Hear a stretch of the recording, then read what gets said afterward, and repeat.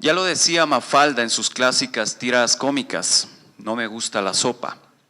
Ahora muchos latinoamericanos han optado esta famosa frase para rechazar la ley denominada Stop Online Piracy Act, acto para frenar la piratería digital o por Internet, o como es conocida por su sigla SOPA. Estaba previsto que el Congreso de Estados Unidos, país donde surgió la ley para proteger los derechos de autor de las industrias del cine, la música y el software, se debatiría el 14 de enero.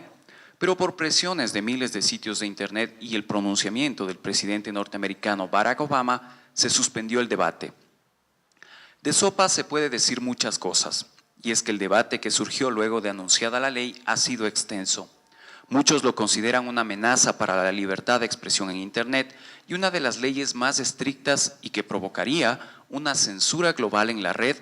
Para otros, simplemente es las disqueras, farmacéuticas, productoras de cine, el derecho a proteger sus creaciones. Cada uno de los panelistas va a exponer una parte importantísima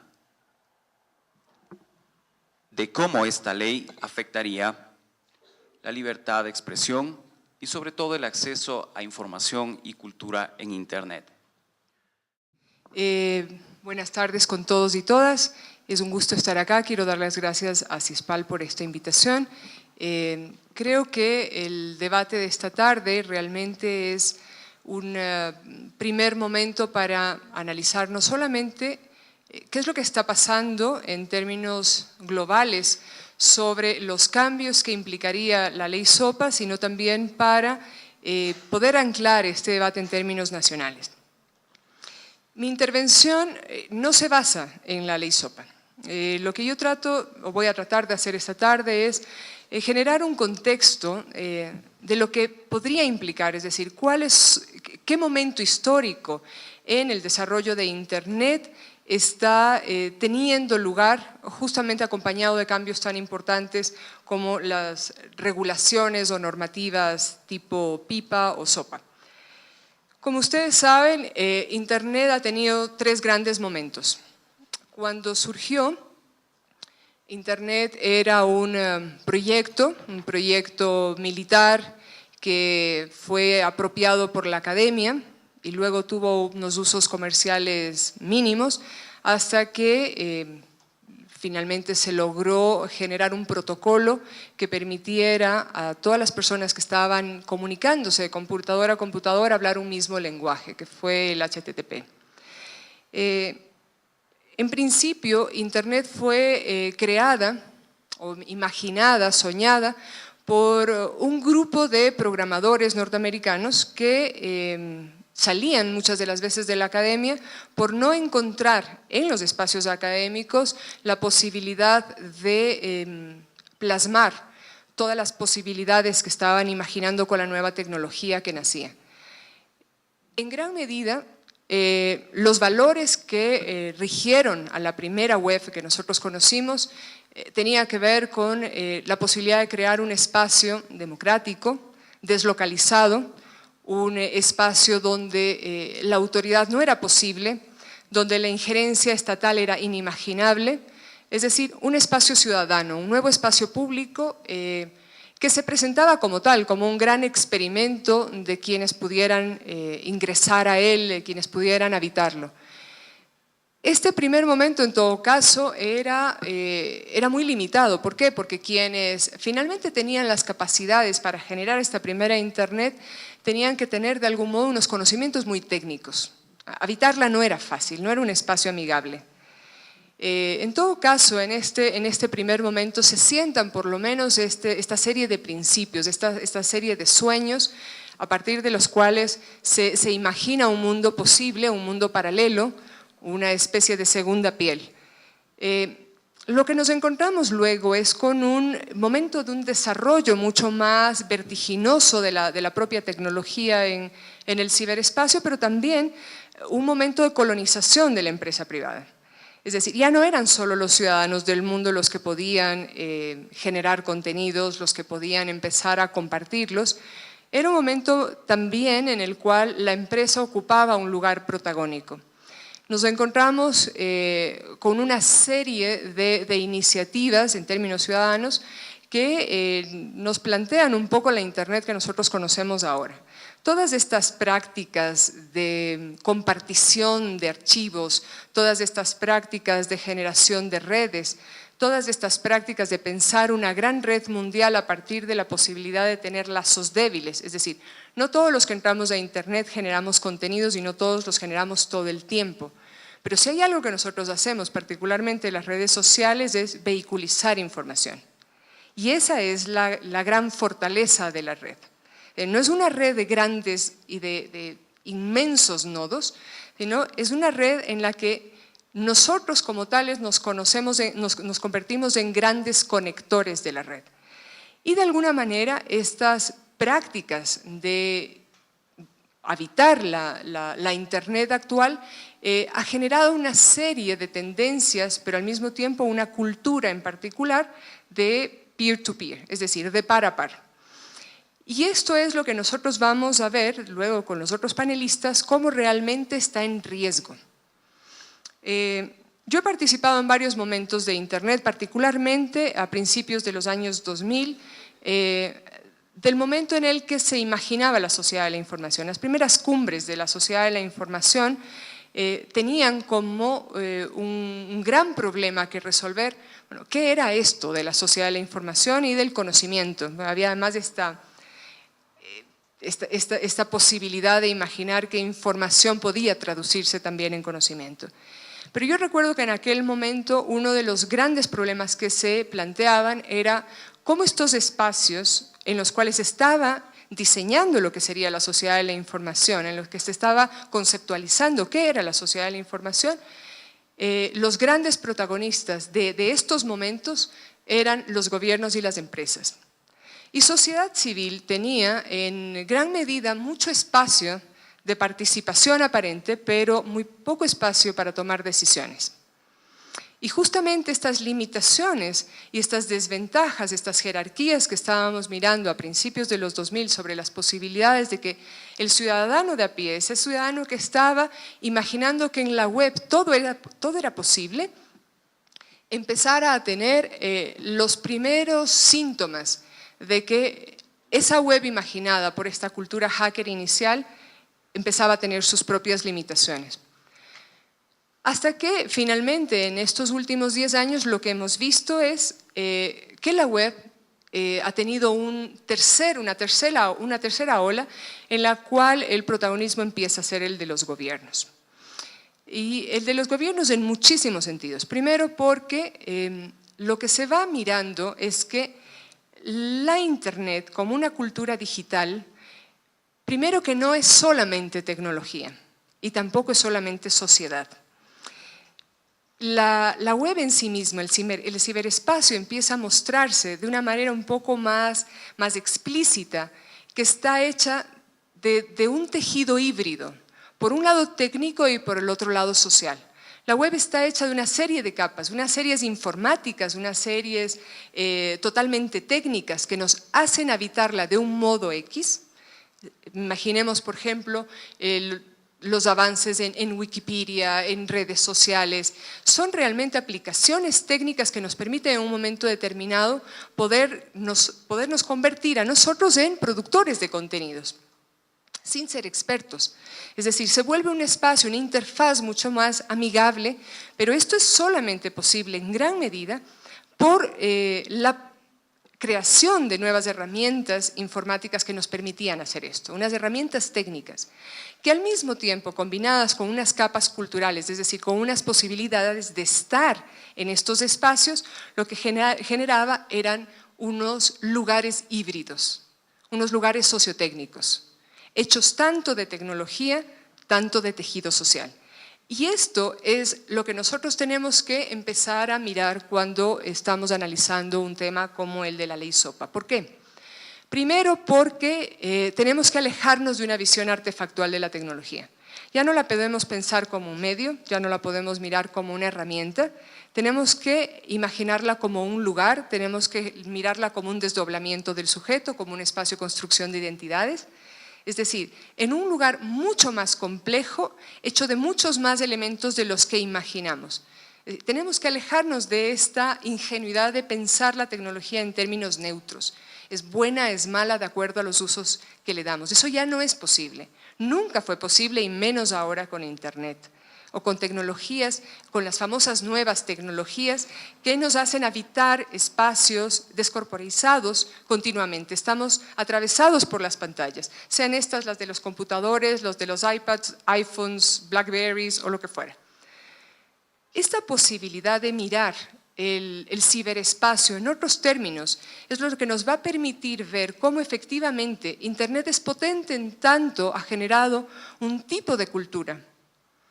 La capacidad de los sujetos de generar redes más allá de lo local, de generar identidades más allá de la que es posible a partir del cuerpo, del espacio físico que ocupamos, ha exponenciado los modos de estar y de estar en términos no solamente locales, sino en términos globales. Y esto es lo que se pone en entredicho el momento en que miramos qué efectos puede tener una ley que se aprueba en un estado específico, pero que empieza a tener efectos globales. Y este es el punto que a mí me interesaría mucho enfatizar. Primero porque el rol que están adquiriendo los estados es fundamental, tanto para proteger a los ciudadanos como para limitarlos, para normarlos, para estructurarlos mucho más allá de sus propias fronteras. Es decir, la ocupación territorial de Internet, algo inimaginable, está pasando. Ya pasó en Alemania, ya pasó en Francia, tenemos unas legislaciones, unas normativas, unas maneras de ordenar la sociedad muy concretas y ahora estamos a punto de mirarlo con el tema de SOPA. Hay un caso latinoamericano con el que quiero cerrar en términos de cómo los estados, de la misma manera que pueden generar firewalls, pueden generar barreras para el acceso a la información, a las libertades de expresión, pueden también proteger a los sujetos. Y ese es el caso de Brasil con la red Orkut, una de las redes más poderosas, de las redes sociales más poderosas que existe en Brasil. Y ha generado no solamente una legislación ad hoc, sino que se ha enfrentado a un monstruo como Google a nivel internacional para proteger los derechos de los ciudadanos brasileños. Es decir, que esta desterritorialización que pensábamos era posible en la web se acabó. Y SOPA es un ejemplo de ello. Espero poder ampliar un poco más el tema en el momento del debate, puesto que para hacer honor al tiempo voy a ceder la palabra al próximo expositor. Gracias. Muchísimas gracias, María Belén. Bueno, buenos días, buenas tardes. A mí me toca enmarcar un poquito más qué es concretamente este tema de la ley SOPA, ¿no? Seguro que han visto en internet la caricatura de Mafalda que se ha puesto como ícono de esta lucha contra lo que está siendo la ley SOPA. Por el sí. Bueno, la ley SOPA no es la única de las leyes que pretenden controlar la propiedad intelectual, o mejor dicho, que pretenden, a excusa de defender la propiedad intelectual, controlar un poco todo lo que es Internet. En Estados Unidos, esto está pasando muy rápido. ¿Qué pasó, Carlos? ¿Ahí se queda quieto? Pausa. Creo. Bueno. La tecnología siempre en cosa de técnica falla. Bueno, la SOPA, como les decía, no es la primera ley, ni mucho menos, que en Estados Unidos se está intentando aprobar para legislar todo el tema de propiedad intelectual, ¿no? La primera fue en septiembre del 2010, noviembre del 2010, de estas recientes, ya veremos que hay una que rige anteriormente, que fue la COICA. Esta ley, como era tan mala incluso para los propios senadores y congresistas, duró escasamente 2 meses en debate, no se aprobó. Y lo que hicieron fue reciclarla y en mayo del 2011 se presenta una versión modificada de esta ley, que es otra que está sonando ahora mucho, que es la PIPA, que incluso se intentó retomar recientemente también en el Senado. Saben que en Estados Unidos el Congreso tiene como 2 cámaras, ¿no? La Cámara de Representantes y el Senado. Entonces la PIPA se presentó en el Senado en mayo del 2011 y como no estaban muy convencidos, fue cuando en octubre se presenta la que conocemos y la más famosa, la que ha trascendido más, que es la SOPA, ¿no? La ley para detener la piratería en línea. que la presentó Lamar Smith. Esta ley, ahora vamos a ver qué era lo que proponía, originó toda la polémica que se ha vivido en Internet, el apagón del día 18, el cierre de Wikipedia junto a otros muchísimos sitios, y visto que no había un consenso entre unos y otros y que no había como un acuerdo entre ambas leyes, entre la pipa y la sopa, incluso se presentó otra ley en diciembre que fue la Open Act, ¿no? Un grupo de senadores y congresistas buscaron cómo ponerse de acuerdo e intentar quitar los puntos como más controversiales de ambas leyes, tanto de pipa como de sopa, y presentar esta. Como saben, aparte, y lo comentaba Pepe al inicio, por las declaraciones del presidente Obama, separaron ambas leyes, tanto pipa como sopa, y ninguna de estas leyes ha sido aprobada. Ojo, no se han descartado, ¿no? Lamar Smith dijo que en principio en febrero, si hay consenso, se retomaría la discusión de la ley sopa. Este año es año electoral, vamos a ver que hay mucho dinero y mucho en juego en cuanto a este tema de la propiedad intelectual, así que no sé si alguna de estas dos o alguna de estas tres, pero alguna ley seguro este año se va a aprobar en Estados Unidos. Se me fue Carlos esto. ¿Y se me fue Carlos también? Ah, no.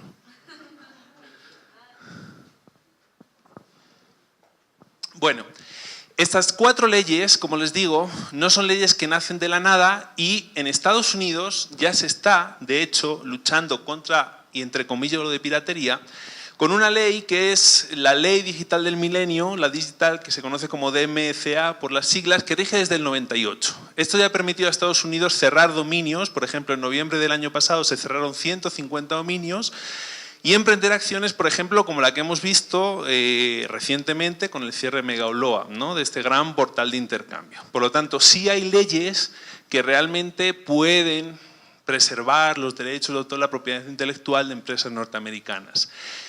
¿Qué pasa con esta ley? Hay 2 puntos claves en esta ley que sí se están recogiendo e intentando incluir en la ley SOPA. ¿Cuáles son? Primero, que los proveedores que nos dan Internet, las empresas que nos dan Internet hasta ahora con esta ley, no son responsables si alguno de los usuarios infringe la ley de copyright. Es decir, no le van a hacer nada al proveedor de Internet con la ley actual, ¿sí?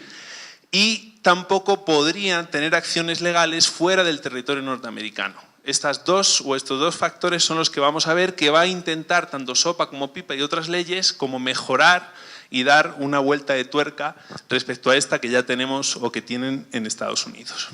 Pero básicamente, ¿qué propone la ley SOPA? ¿No? Tienen Internet, pueden ver, pero básicamente como los 5 pilares son estos. Lo primero es que se puedan bloquear a nivel de una cosa que se llama DNS, nombres de sistemas de dominios. Por ejemplo, ustedes cuando entren a una web ponen siespal.net, ¿correcto?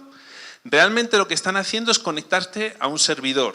Y todos los servidores tienen como una especie de matrícula, un código numérico, es la dirección IP. Seguro que han visto muchas, 191.68.4.37. Para no aprendernos esos nombres, ¿sí? Lo que hacemos es que creamos un sistema de nombre de dominios. Es como si nos dan la dirección de una casa por las coordenadas. Nos dicen, si Spal está en latitud 37, longitud 28, 40 grados. Nadie entendería si no tuviéramos una brújula o algo así, ¿no? Se inventan direcciones, decimos Diego de Almagro con la calle. Bueno, en Internet es igual. Para no aprendernos las IPs, se creó ese nombre de sistemas de dominio más sencillo. Ese nombre de sistemas de dominio está regido, o la institución que entrega esos nombres es una institución que se llama ICANN, ¿sí? Que es la que asigna los dominios. ¿Saben dónde se encuentra esa organización? A ver si adivinan. En Estados Unidos. Ellos son los que entregan básicamente o los que gestionan lo que se llaman los nombres de dominio superior, los que son .com, .net. Por lo tanto, al estar en territorio estadounidense, aunque se vende como una organización independiente sin fines de lucro, sí podría o tendría, mejor dicho, que regirse a lo que son las leyes del territorio donde está afincada, ¿no? Entonces, esta ley lo que va a proponer es que los proveedores de dominio y a nivel de DNS se bloqueen los sitios que se crean infractores, es decir, que alojen obras que tienen compañías norteamericanas con derechos de autor, ¿sí? En segundo, se bloquearían los sitios que enlazan esas páginas. Es decir, que ya no es delito que yo en mi página, por ejemplo, aloje una película que tenga derechos de autor, sino que si yo estoy enlazando a una página donde está alojado ese contenido, también me podrían cerrar mi página. ¿Ya? Se volvió ahí, Carlos. Hay que poner más tiempo. Ese es el segundo, ¿no? nos podrían borrar incluso de todos los buscadores nuestros resultados. Por ejemplo, Google, Yahoo, Bing, tendría que dejar de enlazar este tipo de páginas, ¿sí? Tercero, bloquearía todo lo que son sitios a través de los que se financian las páginas. No sé si recuerdan el caso de Wikileaks. Lo que hicieron con Wikileaks fue que le cortaron el financiamiento que podía la gente aportar a través de PayPal, de Mastercard, de Visa, etcétera, etcétera. Entonces, ahora por ley, estos sitios tendrían que dejar de ingresar o de mandar el dinero que las páginas infractoras recibieran, ¿no? Otro punto importante del que se ha hablado poco es que hay multas, pero multas exageradísimas de 5 o 10 años de cárcel y multas muy grandes por hacer streaming de contenidos con derechos de autor. Es decir, todo lo que son las radios en línea que se están trabajando ahora podrían cerrarse porque la mayor parte de ellas, por no decir todas, están pasando música con derechos de autor sin pagar nada y sin pedir permiso, ¿no? Y otro punto interesantísimo que viene en la ley es que a través de las embajadas o de las misiones diplomáticas se crearían una especie de agregados de propiedad intelectual en las embajadas norteamericanas. Es decir, el Estado gringo tendría en cada una de sus embajadas un agregado, al igual que hay un agregado de cultural, por ejemplo, un agregado de temas de propiedad intelectual, ¿no? Esto es básicamente lo que está proponiendo o lo que proponía la ley SOPA. Como saben, esta ley se ha parado, incluso el mismo Lamar Smith ha dicho sobre todo que este tema de DNS, hay muchas implicaciones de las que podríamos hablar después. Hay muchos países, por ejemplo, donde hay censura en Internet, como China, por ejemplo, que hay herramientas que pueden saltarse estos bloqueos de DNS. Bueno, el uso de esas herramientas que hoy en algunos países, incluso herramientas que han sido creadas por el gobierno estadounidense, para que países como Irán, China, puedan saltarse esos bloqueos que hacen sus gobiernos, podrían ser ilegales y podrían incluso acarrear penas de cárcel si se utilizan, ¿no? ¿Quiénes están proponiendo estas leyes y defendiéndolas? ¿Ustedes han visto cantantes defendiendo esta ley, la de SOPA? ¿Artistas? No, ¿no? Básicamente los que están defendiendo esta ley son estas dos grandes corporaciones, la que agrupa las discográficas y la que agrupa a las cinematográficas, ¿no? Estas corporaciones están invirtiendo toda esta cantidad de dinero que ven aquí. En concreto, estos son cifras públicas, saben lo que se llama aquí soborno, en Estados Unidos se llama lobby y se puede pagar a congresistas para que promuevan una ley u otra, ¿no? En el año 2010 invirtieron 185 millones y en el año 2011 94 millones para pagar a congresistas para que promuevan estas leyes. ¿Por qué se promueven? El congresista dice que hay que defender los intereses de que el cine está recayendo, que las industrias del cine y de la radio y de la música no tienen ingresos. Bueno, estas son cifras de la propia MPAA, ¿no? Esta es la recaudación de todos los cines a nivel mundial. 2006, 25.5 billones, 31.8. Es decir, ¿dónde están las pérdidas de las que tanto hablan? Y todo el tema de propiedad intelectual, perdonen que vaya tan rápido, es realmente lo que se está cuestionando con esto. Las discográficas, por ejemplo, dicen, no, lo que pasa es que nos está haciendo mucho daño y nosotros defendemos a los artistas. ¿Realmente se defiende a los artistas o defienden sus propios intereses? Miren, de cada $1000 que se ganan de venta de CDs, solamente 23, no se ve aquí el numerito, van para el artista. El resto se quedan entre el sello discográfico y las distribuidoras. Entonces, ¿realmente se defiende a los artistas o se defiende a las compañías? Por último, ¿quiénes son los piratas? Porque dicen, bueno, estamos luchando contra los piratas. Este señor de acá, de la gorrita, es Edison, ¿no? Él inventó el cinematógrafo. Este señor, a principios de 1900, organizaron, porque él tenía la patente de cinematógrafo, una organización que agrupaba a las principales empresas de cine de aquel tiempo, ¿no? Ellos tenían el monopolio y solo a través de ellos se podía pasar cine o distribuir cine. ¿Qué hicieron estos señores de aquí? Entre ellos los que fundaron la Paramount, la Fox, la Universal, la Metro-Goldwyn-Mayer o la Paramount, se fueron a Hollywood. ¿Por qué? Porque allí podían escapar del registro de las patentes y poder hacer cine sin las patentes de Edison. Es decir, ellos migraron y Hollywood nace realmente por una vulneración o por una violación, por una piratería de las patentes de Edison. Ahora son ellos, principalmente Fox, a través de Robert Murdoch, que es el que lo preside ahora, los que están persiguiendo a los piratas. Y por último, termino, ¿de qué va todo esto? Bueno, de una protección real de lo que son los bienes comunes, no solo de lo cultural, sino de lo cultural, de la salud, de todo lo que se presupone que está intentando proteger el tema de la propiedad intelectual. Hoy mismo acaba de ratificar la Unión Europea de firmar, mejor dicho, no lo ha ratificado, un acuerdo comercial antifalsificación, que es mucho más grave que la SOPA porque es un acuerdo al que se pueden adherir diferentes países, ¿no? Y un acuerdo que va a perseguir todo lo que va a ser la falsificación y la copia, tanto de tema de medicamentos, tema cultural, tema de patentes, etcétera, etcétera, ¿no? Esto significa que vamos a estar o que hay que estar en contra de estos acuerdos de propiedad intelectual. Yo creo que no.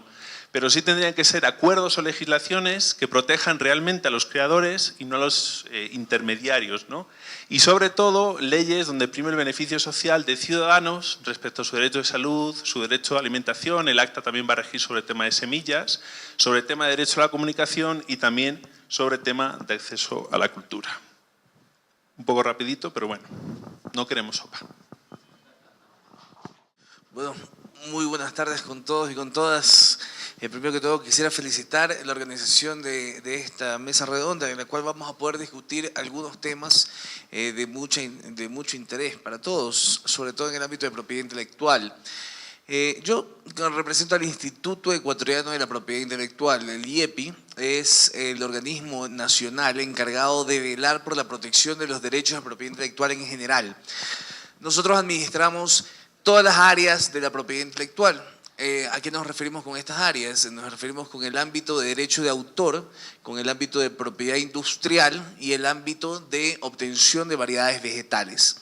El ámbito de derechos de autor es lo que nos atañe en este momento, es el área de la propiedad intelectual que busca proteger las creaciones del intelecto humano, todas las creaciones que el hombre realiza y que genera un mecanismo de protección.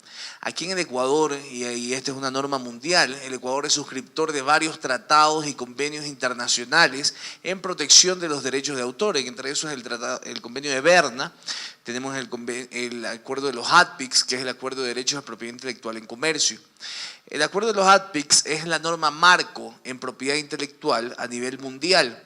Todos los países que son suscriptores de la Organización Mundial de Comercio son miembros también del acuerdo de los ADPICS. El acuerdo de los ADPICS establecen los estándares mínimos de protección de los derechos de propiedad intelectual. En derechos de autor, el estándar mínimo es 50 años después de la muerte del autor. Es decir, que en el momento de una creación, que una persona que realiza una creación en derechos de autor, va a tener una protección de 50 años posterior a la muerte del autor. Sin embargo, aquí en el Ecuador, también dentro de la normativa andina de la decisión 351, establece la misma protección de 50 años después de la muerte del autor. Sin embargo, aquí en el Ecuador, a través de la ley de propiedad intelectual, esos 50 años han sido extendidos en 20 años más, a 70 años después de la muerte del autor, en la normativa nacional. Es decir, aquí en el Ecuador nosotros tenemos una protección de los derechos de autor de 70 años después de la muerte del autor. Toda la vida del autor más 70 años. Esta protección se le da a las creaciones del intelecto humano. Todavía no avanzo. Vamos al principio.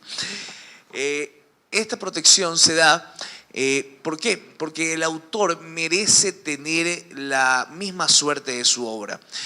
¿Qué es lo que se ha considerado? Que el autor en el momento de realizar una creación merece que si su obra va a tener algún tipo de éxito, él va a poder tener el mismo éxito que su obra. Y es la decisión del autor si genera cobros por esa obra o no. Entonces vemos que es un derecho que lo consagra no solamente la ley de propiedad intelectual del Ecuador, sino lo consagran las normativas andinas. Toda la normativa andina en la decisión 351 contempla la protección de derechos de autor y adicionalmente se encuentra protegido a través de los tratados y convenios internacionales en el cual el Ecuador es suscriptor. En el derecho de propiedad intelectual, especialmente en el derecho de autor, no contempla el mecanismo mediante el cual se pone en disposición una obra. Es decir, si una obra es vulnerada tanto en el aspecto real como en el ciberespacio, existe una violación del derecho de autor. Si una persona toma una obra sin la autorización del titular y si este titular no lo haya puesto a disposición para los autores, para las demás personas, se entendería que es una violación al derecho de autor. El derecho de autor es un derecho humano. El derecho de autor se encuentra reconocido en la Declaración de Derechos Humanos y es esto, justamente, que el autor merece tener la misma suerte de su obra y poder tener retribución por las creaciones que realiza. El autor es cualquier persona natural que realiza una creación intelectual. Se considera el titular, es una calidad que ostenta una persona natural. Ahí sigue la siguiente. Es una calidad que ostenta una persona natural o jurídica de los derechos de autor existentes sobre una obra. Y se considera una obra a una creación intelectual original susceptible de ser divulgada o reproducida o exteriorizada. Lo que busca proteger la propiedad intelectual son las creaciones y la materialización de esta creación, es lo que protege la propiedad intelectual. Las ideas no son susceptibles de protección. Hay un caso famoso que fue el caso de la escritora de Harry Potter, que tuvo una demanda por el hecho de haber escrito un libro sobre un niño, entonces que iba a una escuela de hechicería, ¿ya? Y en este caso se decía que la autora de Harry Potter había violado el derecho de autor. ¿Por qué? Porque había escrito sobre una idea anterior. Pero las ideas no son susceptibles de protección, sino es la materialización de la misma. El derecho de autor lo que protege es la materialización de esas ideas, las expresiones que pone la persona en el momento de redactar esa idea. Eso es lo que busca la protección de la propiedad intelectual, del derecho de autor específicamente. Nosotros en el Ecuador consideramos que la propiedad intelectual es una herramienta para el desarrollo. Es decir, que a través de la propiedad intelectual, a través del sistema de derechos de autor, en este caso, podemos generar cualquier cantidad de industrias culturales. Tenemos muestras de que los países que han generado protección de derechos de autor han podido lograr un desarrollo de industrias culturales. Colombia, por ejemplo, en industrias culturales representa el 3.3% del PIB de Colombia, representan las industrias culturales o las industrias protegidas por el derecho de autor. Entonces, vemos que a través del sistema de propiedad intelectual, a través del sistema de derechos de autor, podemos generar desarrollo para el país, fuentes de empleo, nuevos trabajos, etc. Y los activos de propiedad intelectual generan riquezas, ¿no? Generan la siguiente diapositiva, tendríamos que hacer. No, la anterior, está bien. Ya, generan riquezas para el país. Sin embargo, es necesario mantener un equilibrio. Es necesario mantener el equilibrio entre el acceso y la prohibición de utilizar contenidos. Existen limitaciones y excepciones al derecho de autor. Las mismas normas de propiedad intelectual, la misma decisión, de acuerdo de los ADPIC, la misma decisión 351 y la ley de propiedad intelectual contemplan limitaciones y excepciones al derecho de autor. Sin embargo, lastimosamente aquí en el país, cuando se legisló en la ley de propiedad intelectual en el año 98, no se contemplaron todas las limitaciones y excepciones necesarias. Nosotros como Instituto Ecuatoriano de Propiedad Intelectual hemos propuesto algunas reformas a la ley de propiedad intelectual y especialmente en el ámbito de derecho de autor, introduciendo nuevas limitaciones y excepciones al derecho de autor, lo cual permite mayor acceso de la población a diferentes tipos de contenidos y sobre todo en ámbitos específicos. Hay un caso de ejemplo, es el caso de las personas, una limitación y excepción que presentamos al Congreso, que está siendo debatido en la Ley Orgánica de Discapacidades, es el acceso de la población no vidente a los textos, a los libros. Debido a que menos del 1% de las obras se encuentran en formatos accesibles para personas con discapacidades visuales. Y esto a nivel mundial. Y el Ecuador es proponente de un tratado a nivel mundial en la Organización Mundial de Propiedad Intelectual para lograr el acceso de la población a contenidos. Cabe recalcar que la ley SOPA, ahora sí la siguiente, la ley SOPA es una norma vigente en el territorio de los Estados Unidos de Norteamérica. La propiedad intelectual es una política pública. Los países pueden utilizar la propiedad intelectual a fin de generar desarrollo para sus industrias. Estados Unidos conoce que las industrias culturales para ellos tienen gran importancia y es por esto que ellos buscan generar mayor tipo de protección constantemente en que vayan y legislan mayor tipo de protecciones para buscar protección a sus industrias. Tanto es así que en los tratados de libre comercio que se negocian, una de las principales propuestas es en propiedad intelectual. Normas como la ley SOPA han sido propuestas al Ecuador muchísimas veces. Nosotros hemos sido negociadores de los tratados, tanto con la Unión Europea y con Estados Unidos, y hemos debatido firmemente de qué tipo de normas que generen mayor protección cuando nosotros no tenemos una industria cultural desarrollada, me falta poquito tiempo, puede generar, al contrario, limitaciones al desarrollo. Nosotros, al considerar la propiedad intelectual como una herramienta para el desarrollo, no podemos permitir que la propiedad intelectual sea un limitante justamente para este desarrollo. Y avanzando rápidamente, es necesario también destacar de que la propiedad intelectual no es el enemigo.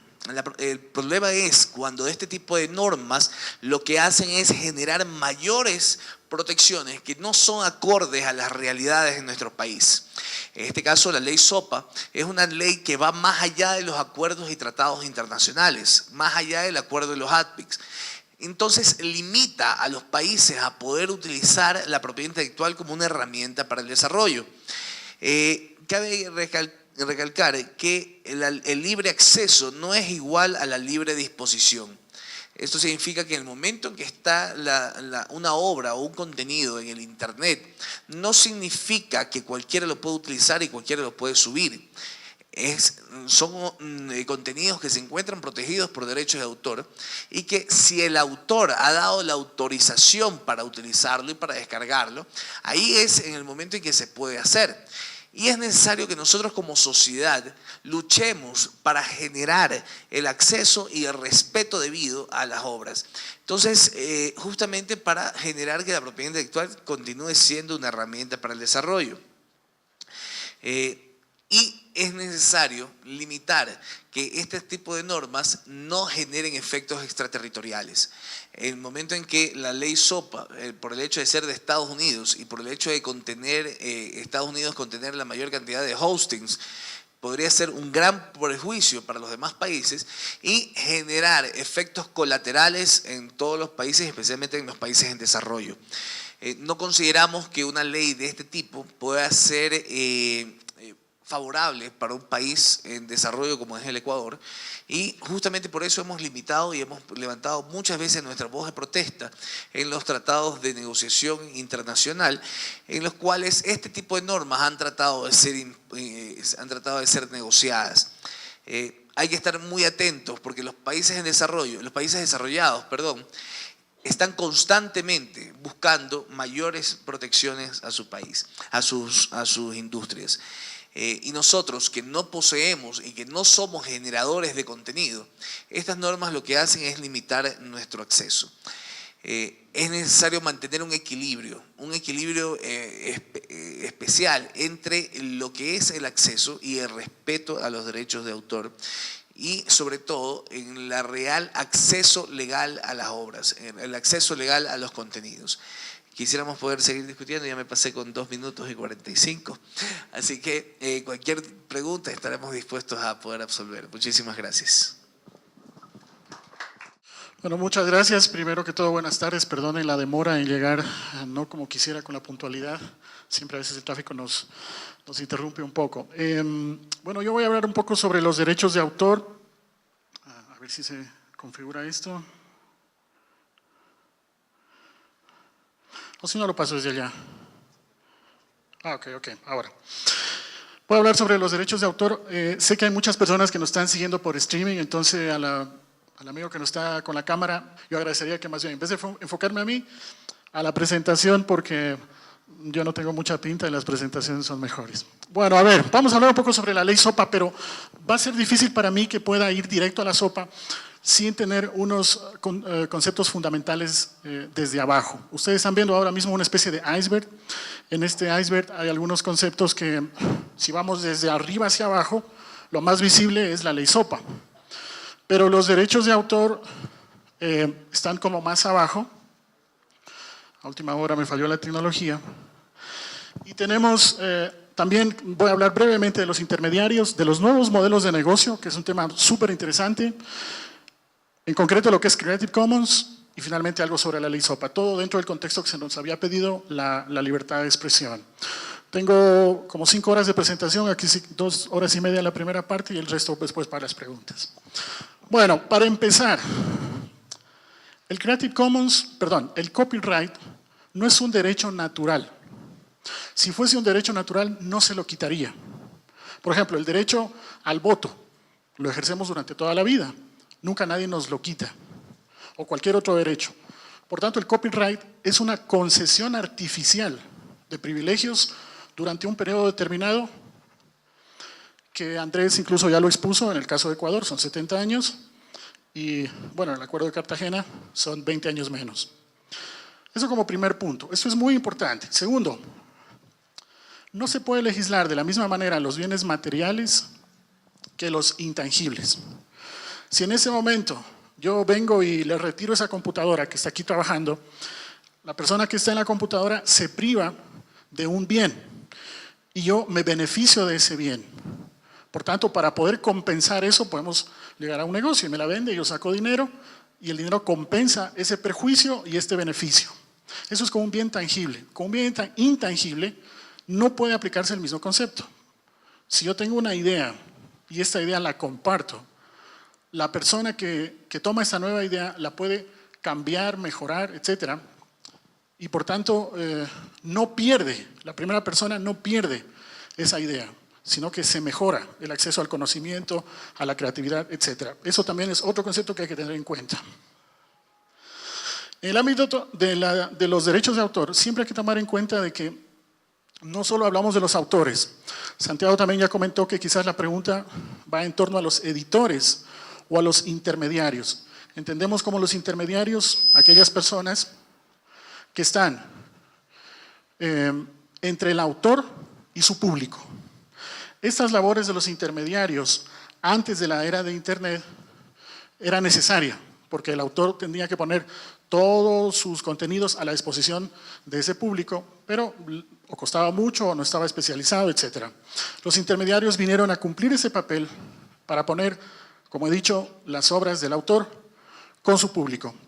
Desafortunadamente, son los intermediarios los que están poniendo una gran cantidad de pegas porque el Internet viene a reemplazar esa función que ellos estaban haciendo antes.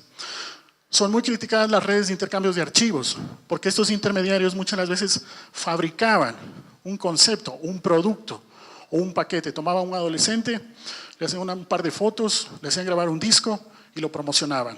Terminaban entregando un paquete, un producto, entre comillas, artístico, y por tanto, para este tipo de productos, las redes de intercambios de archivos, pues obviamente es un problema. El tema que siempre estamos hablando en el ámbito de las discusiones es de que el problema es el modelo de negocio. El modelo de negocio es el que tenemos que cambiar, porque el Internet nos está cambiando, no solo en el ámbito de la educación, de la cultura, etc. Desafortunadamente, muchas de las noticias las vemos como algo negativo. En realidad, esto es un síntoma de que el modelo de negocio es el que está mal. Este es de hoy, no sé si alguien ya lo leyó. Este es el periódico de hoy. Y prácticamente se criminaliza a las personas. El problema es de que en realidad este es el síntoma, como he dicho, de un mercado que todavía no da soluciones a los consumidores. En ese sentido, hay algunos autores, el caso de este profesor español, que habla sobre el hecho de que no se puede poner un límite a la tecnología, a los bits, y por ende se sigue hablando de un modelo de negocio antiguo. No sé si desde la parte de atrás se alcanza a leer, o si quieren se los leo. Comprando discos no ayudas a los artistas, ayudas en realidad a los intermediarios que le aportan muy poco valor. Santiago nos mostró unas cifras de cuánto va a cada uno de los autores. ¿Esa cifra de qué país es? Yo tengo esa cifra que es de España, que va muy de cerca con lo que tú mostraste. El 4% de cada CD vendido va al bolsillo del autor. El resto se queda en otras personas. Entonces, el problema es el modelo de negocio, no la tecnología. Ahora, el tema es de que se intenta compensar la deficiencia de un modelo de negocio con unas medidas injustas para los usuarios. Voy a poner un ejemplo. Supongamos que no hay internet. Yo tengo que enviar un paquete. Yo vivo en Loja, de hecho. Tengo que enviarle un paquete a Santiago, que vive acá en Quito, y utilizo un servicio de entrega convencional. Ese servicio me cobra una cantidad de dinero. Bueno, pues yo lo pago, lo envío y al otro día Santiago puede disponer de ese paquete. ¿Qué sucede cuando viene internet? Muchos de las cartas, de las fotografías, de los videos, ya no son necesarios enviarlos por el correo convencional. Lo envío como un mail, le doy un enlace a un video, etc. Los costos del envío de estos contenidos, obviamente, bajan muchísimo. Se reducen casi a cero. Entonces, lo que sucede es de que esa industria empieza a tener dificultades porque deja de recibir dinero. Entonces, se pretende criminalizar o con una palabra más eufemista, compensar ese perjuicio, creando una especie de canon o de remuneración compensatoria. En el fondo es dinero. Y dicen, bueno, mira, de cada correo enviado, vamos a hacer lo siguiente, que por cada correo ustedes van a pagar el 0,0001 centavo. Hombre, si envías 200 correos en el mes, vas a pagar menos de $1, no te vas a empobrecer. Con ese dinero podemos financiar aquellas empresas que están dejando de recibir dinero porque el internet ha venido a matar algunas industrias. Esto que resulta absurdo con ese concepto, se lo está aplicando en el ámbito de la cultura. Algunas conclusiones iniciales. Estoy bien de tiempo, ¿no? Primero, afortunadamente no se puede desinventar el internet. Es una herramienta que está operando, que todos los días la estamos usando. Sin duda pone en duda muchas de las reglas del juego del siglo pasado, no de este siglo. La innovación del internet nos está permitiendo innovar aún más y obviamente el internet nos ha traído más acceso en una serie de ámbitos. Este es uno de los valores más importantes, creo yo. Bueno, quisiera adelantarme también un poco en algunos esbozos de los modelos de mercado que podemos empezar a trabajar. Primero, no se puede hablar de una sola vía para vender contenidos. No se puede hablar porque en su momento fue buena, pero ahora no es la única. Ese es el texto del fundador de Creative Commons, Larry Lessig. Hay algunos cantantes o bandas extranjeras que han subido sus contenidos a la web y los han puesto a la disposición y han hecho un experimento interesante. ¿Recuerdan esa cifra que se entregaba el 4% a los autores directo en ese cuadro de un CD? Bueno, esta gente dijo, nosotros no vamos a usar los intermediarios. Vamos a coger nuestro material, lo vamos a subir en la web y va a tener un costo sugerido. El álbum, porque no es un CD, no es un plástico, el álbum va a costar una cantidad, $15. Si quiere usted me paga 0 y se lo baja todo. Si quiere me paga los 15 o me paga más, lo que quiera. ¿Qué creen ustedes que pasó? ¿Ganaron menos que lo que antes ganaban? ¿Ganaron lo mismo o ganaron más? Ganaron muchísimo más. Porque a pesar que había gente que se bajaba el contenido sin pagarlo, el promedio de todas las bajadas más el promedio de todas las donaciones superó lo que antes recibían a través de los intermediarios. Bueno, alguien puede decir, sí, eso es interesante, pero son ejemplos de otros países.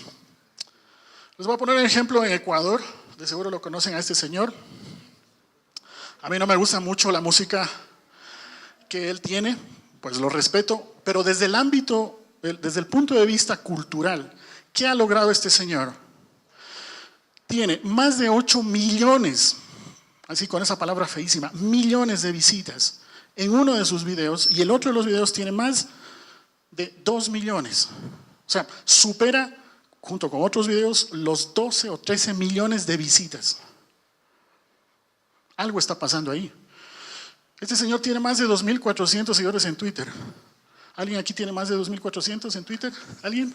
Nadie. Por allá y atrás uno. Este señor sube contenidos al iTunes Store y los vende. ¿Saben cuántos CDs ha grabado? Ninguno. Otro ejemplo, también me pareció interesante este modelo. Uno de sus videos tiene más de 600,000 visitas, tiene igual 3.600 seguidores en Twitter y tiene más de 5.100 me gusta de Facebook. Es gente que no ve al Internet como una amenaza, no ataca al usuario que está usándolo, sino que se beneficia de esa potencialidad para ir directamente a sus consumidores. Este autor propone al menos 9 vías, no solo en el ámbito de la cultura, de la música, sino inclusive del software, para tener ingresos alternativos al modelo convencional de sacar un CD, ponerlo en una tienda y esperar que el cliente vaya y lo compre. Por lo menos 9. Otro modelo interesante. Estos señores se juntan y desarrollan un concepto llamado crowdfunding. Dicen, pongamos plata entre todos. El uno pone 1, el otro pone 2, el otro pone $10, 5 euros. Pero tenemos que llegar al reto de los 2.000. Con esos 2.000 podemos grabar un álbum y en función de lo que has puesto te vamos a devolver. No importa dónde estés ni cómo te llames. Lo importante es llegar a esa meta. ¿Conocen este plástico? Bueno, yo quisiera lanzarles una pregunta. ¿Tiempo? Ah, ok.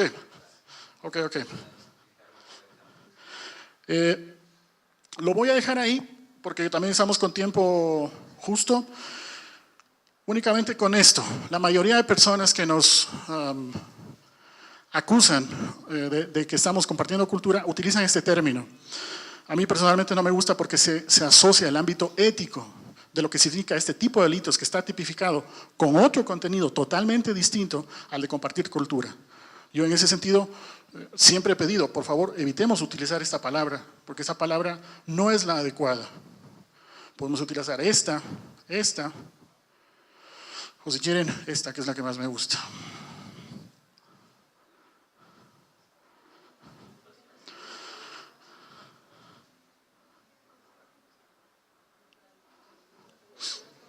Se porta mal. Lo dejo ahí y seguimos con la siguiente persona para no interrumpir el tiempo. Compartir cultura con el prójimo.